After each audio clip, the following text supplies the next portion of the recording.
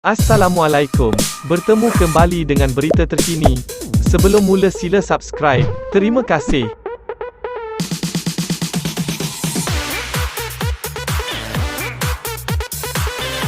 Pendedahan bekas ahli Majlis Kerja Tertinggi MKT UMNO, Tajuddin Abdul Rahman membuktikan Ketua Pembangkang, Anwar Ibrahim mempunyai sokongan kukuh dan meyakinkan untuk dilantik sebagai Perdana Menteri pada 2020.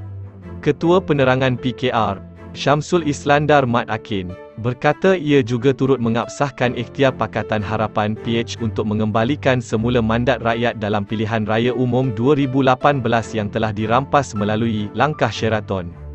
Kenyataan beliau hari ini juga menjelaskan bahawa memang benar PH dan Anwar mempunyai jumlah sokongan ahli-ahli parlimen yang mencukupi untuk merampas semula kerajaan selepas mandat rakyat dikhianati melalui langkah Sheraton.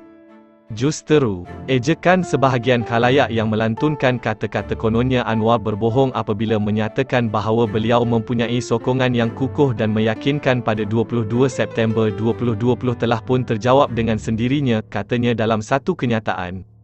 Malam ini, terdahulu, dalam sidang medianya hari ini, Tajuddin mendakwa memang wujud akuan bersumpah SD daripada ahli Parlimen UMNO untuk menyokong Anwar Ibrahim menjadi Perdana Menteri.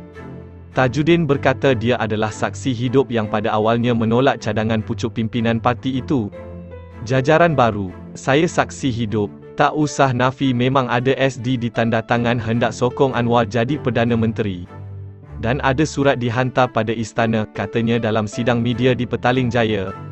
Hari ini, untuk rekod, krisis politik yang dikenali sebagai langkah Sheraton pada Februari 2020 menyaksikan Kerajaan Pakatan Harapan PH tumbang apabila beberapa ahli Parlimen PKR berpaling tadah dan bersatu yang dipimpin Muhyiddin Yassin keluar daripada kerajaan.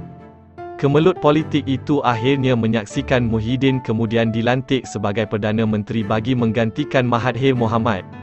Pada 23 Sep tahun yang sama Anwar mengadakan sidang media tergempar dan mendakwa dia mempunyai jumlah sokongan kukuh dan meyakinkan untuk menjadi Perdana Menteri baru menggantikan Muhyiddin.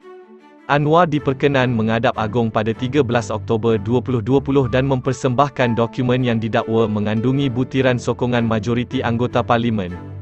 Namun usaha itu gagal apabila Datuk Pengelola Bijaya Diraja Istana Negara, Ahmad Fadil Syamsuddin, berkata Anwar tidak mempersembahkan senarai nama ahli parlimen berkenaan.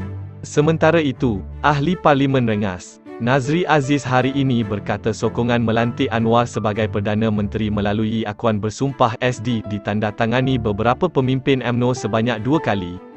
Kali pertama, kata Nazri adalah ketika krisis pentadbiran semasa kepimpinan Mahathir dan kali kedua ketika pentadbiran Muhyiddin. Mengulas lanjut, Syamsul berkata Tajuddin juga membuktikan pengkhianatan dan agenda peribadi telah pun menggagalkan usaha dan ikhtiar untuk merampas semula Putrajaya. Sewajarnya kita sama sekali tidak boleh memberi ruang dan berkompromi kepada pimpinan yang telah dituduh dan disabitkan di mahkamah dengan amalan rasuah dan penyelewengan yang menjijikkan. Mereka mesti mempunyai hari mereka di mahkamah kerana undang-undang mesti dibenarkan untuk mengambil jalannya, katanya. Terima kasih kerana menonton.